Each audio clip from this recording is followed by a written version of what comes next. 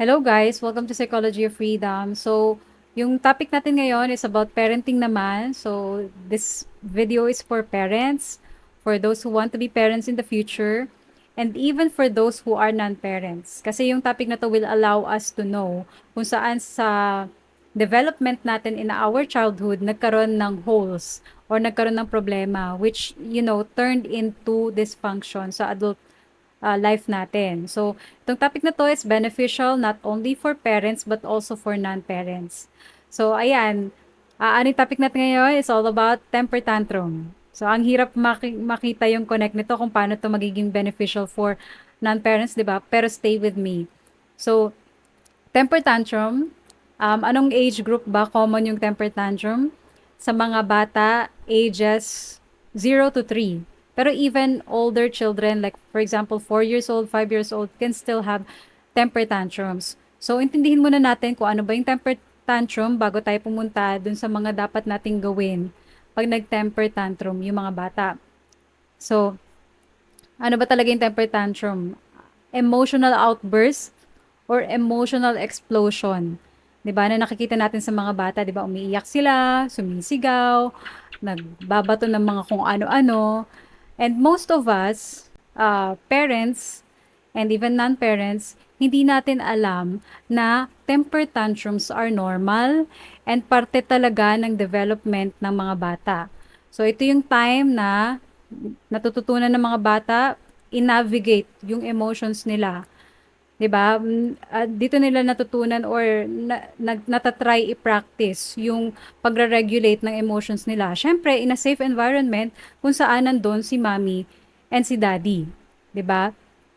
Ano pa yung temper tantrum?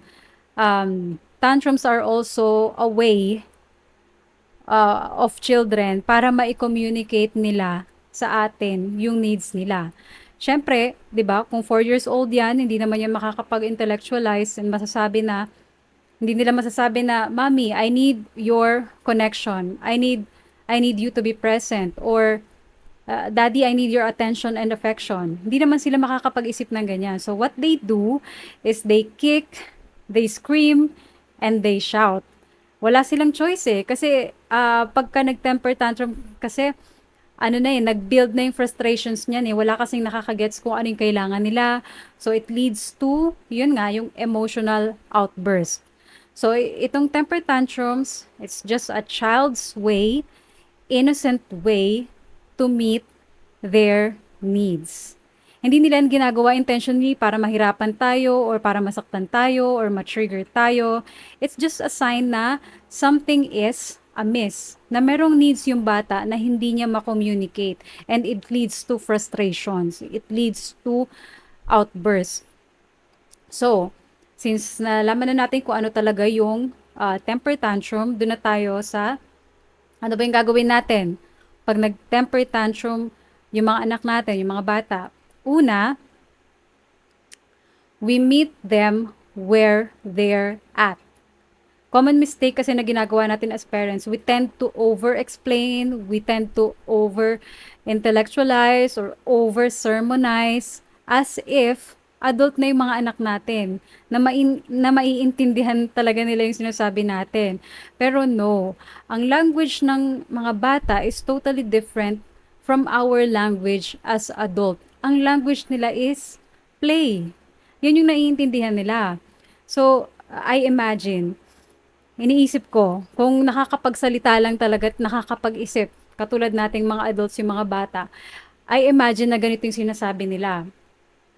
Kailangan ko ng connection, kailangan ko ng presence ni mommy, pero it seems na hindi ko yun makukuha.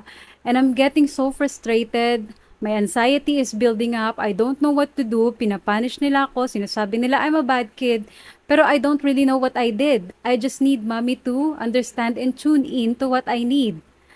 Ganyan, kung nakakapag-isip at nakakapag-communicate lang sila just like us, adults, ganyan yung sinasabi nila. So, hindi natin pwedeng i-expect na just like us, mataas na yung comprehension nila, understanding nila, kinakausap natin na ginawa ko to, pinalo kita kasi mali ang ginawa mo, etc., hindi nila yun naiintindihan. And we're setting ourselves up for failure kapag ganito ka unrealistic yung expectations natin sa kanila. So, ayan, that's the first one. Meet their level. Diba? Pangalawa, we need to teach them emotional regulation. Kaya sila nagde-temper tantrum kasi hindi pa nila natututunan yung emotional regulation. Hindi pa fully developed yung brain nila. And again, we cannot teach, we cannot teach through words kasi we're literally speaking Chinese. Hindi nila yun maintindihan. So, how do we teach ba emotional regulation? Simply by having self-regulation ourselves. Tayo mismo as parents, dapat meron tayong self-regulation. Kaso most of the time, wala rin tayong self-regulation. Sabi nga, di ba, you cannot give what you don't have. You cannot also teach what you do not know. Di ba? So, ano nangyayari pag nagte-temper tantrum yung mga anak natin? Tayo din mismo, sumisigaw, na-activate, hindi natin makontrol yung emotions natin, nagigigil tayo, 'di ba? And because of our, alam mo yon, helplessness, pinapalo natin or nasasaktan natin yung mga anak natin, nagigilt natin sila, shame natin sila. So in other words, nagre-regress tayo. Just like our children, nagte-temper tantrums din tayo. Kasi tayo mismo wala tayong self-regulation. Bakit? Kasi hindi rin sa atin yung naturo ng parents din natin mismo. Hindi naturo sa atin yung self-regulation. Hindi nila na model sa atin yung stillness, groundedness, and understanding na it's okay to have big feelings. And hindi natin kailangan matakot sa mga big feelings. Kasi feelings come and go. 'Di ba? So, that's that's the precise reason kung bakit wala tayong self-regulation as adults. Pero not to blame our parents din kasi wala rin naman nagturo sa kanila ng ganito. So, it's our responsibility to fill, sabi ko nga, yung holes, kakulangan sa development natin na hindi napunan ng parents natin. So, in psychology, we call this reparenting ourselves. So, yan, that's the second one. Teach them emotional regulation. How? By showing na tayo mismo, we can self-regulate. Na hindi rin tayo nalulunod sa emotions natin and nagte-temper tantrums din tayo. So, hindi tayo nakukonsume ng anxiety natin. Kasi kung ano yung pinapakita natin sa mga anak natin, yun yung naa-absorb nila. Not really our spoken words. Kung ano yung energy natin, yung emotional state natin, yun yung naa-absorb nila. So, pangatlo, as parents, kailangan nating ma-realize na wala tayong control. Bakit ko to nasabi? Minsan kasi sinasabi natin na sinigawan natin yung anak natin kasi para madisiplina siya or pinalo natin para matuto siya ng good manners, pinanish natin para mag-behave sila na maayos. Pero no, we don't realize na those are just our ways to control them. Bakit gusto natin silang i-control? Kasi inconvenient. Nahahassle tayo. 'Di ba? Wala tayong time. Ang dami natin kailangan gawin or nahihiya tayo kasi pinagtitinginan na tayo, nagte-temper tantrum yung bata sa public. 'Di ba? Parang feeling natin gino-judge tayo na we're not good parents. Lalo na pagka nasa public yung place kung saan nag-temper tantrum yung bata. So, it's our own way to alleviate our own anxiety. And we fail to tune in sa totoong needs ng mga anak natin. Yan. So, every time na sinisigawan natin sila, pinapalo natin sila, pinapunish natin sila, minsan binabribe pa natin, or minamanipulate, ano yung tinuturo ng mga yon sa kanila? Those strategies doesn't teach them good manners. It only teach them fear and shame. Yan lang yung natuturo natin sa kanila pagka ganun yung mga strategies natin. So, mahirap ma-absorb lahat ng sinasabi ko, 'di ba? Kasi kailangan ma-experience mo siya real time para mag-make sense siya. So, ang tip ko for parents, every time na na-trigger tayo, nawawalan tayo ng nawawalan tayo ng self-control, nawawalan tayo ng self-regulation, um, gusto natin i-control yung anak natin, I want you to pause and ask, bakit ako na-trigger? Parang yung mga trigger kasi natin from the outside, it's an invitation to go inward para mas malaman mo kung ano yung mga holes sa development mo. So, ask yourself, yung anak ko ba talaga yung nakakos ng trigger ko? Or na-trigger ako dahil sa childhood pain ko na na-encounter ko ulit through my child. So, ganun. Minsan kasi, yung mga anak natin, they just reminded us na na wala tayong boses, wala tayong control, defenseless tayo, helpless tayo, just like how we felt when we were children. Na wala tayong nagawa, hindi natin napagtanggol yung, nadepensahan yung sarili natin nung tayo yung sinisigawan or tayo yung kinokontrol. And ayun, we realize na we are actually violated as a child.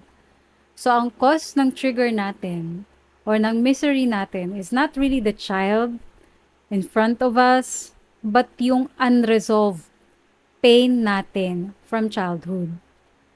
So, ayan, once we get in touch dun sa inner child natin, and we realize how much we are actually in pain, that's the time na we start to heal. Diba? Healing comes from soothing our own inner child, 'di ba? Giving the understanding to it that we never had, meeting our unmet needs as a child. So yung focus natin is not really parenting the child in front of us, but parenting our own inner child. Kasi dun lang tayo makaka-come back to center and mas makaka-tune in sa mga needs nila. So yun, nare-realize natin na yung temper tantrums natin, it's just a sign na we have so much unprocessed pain from our childhood. So, ganun din sa mga anak natin, it's just a sign na there's something lacking inside. So, pag ginawa natin tong inner work na to, nagkakaroon tayo ng paradigm shift on how we raise our children. Mas nagkakaroon tayo ng compassion, not only for our children, pero also para sa sarili natin. And we release control. Diba? We let our children have their big feelings. And pag naging kalmado tayo in spite of all the chaos, ayun, calm and centered tayo, dyan natin natuturo sa kanila kung paano ba talaga yung emotional regulation na model natin sa kanila. And yun yung, that's the best way to teach. Yun yung naa-absorb kasi nila. Sabi ko nga kanina, hindi yung mga spoken words natin. Pero, that doesn't necessarily mean na you allow them to have big emotions. Bibigay na rin tayo sa gusto nila. Like for example, yung mga laruan na gusto nila, bibigay agad natin, mga candies, chocolates, or gadgets. It doesn't necessarily mean na magiging, push over tayo na parents. If we are really connected and centered, makaka-tune in tayo sa kung ano talaga yung kailangan ng anak natin. Kailangan ba ng anak natin ng boundaries and limits? O kailangan ba nila ng connection, presence, or understanding? So, automatic yan na makaka-tune in na tayo, malalaman natin kung ano yung needs nila kapag hindi tayo consumed sa sarili nating pain. So, ayan. So, and then lastly, pag nagawa natin itong mga to, we shift our parenting from a traditional one, yung old approach, which is all about control, to the new one, which is all about conscious parenting, which is all about connection. So, ayan. If you have any questions, comments, violent reactions, Just comment down below. I want to hear your thoughts about this. So, ayun. Thank you so much for listening and watching. See you sa next video.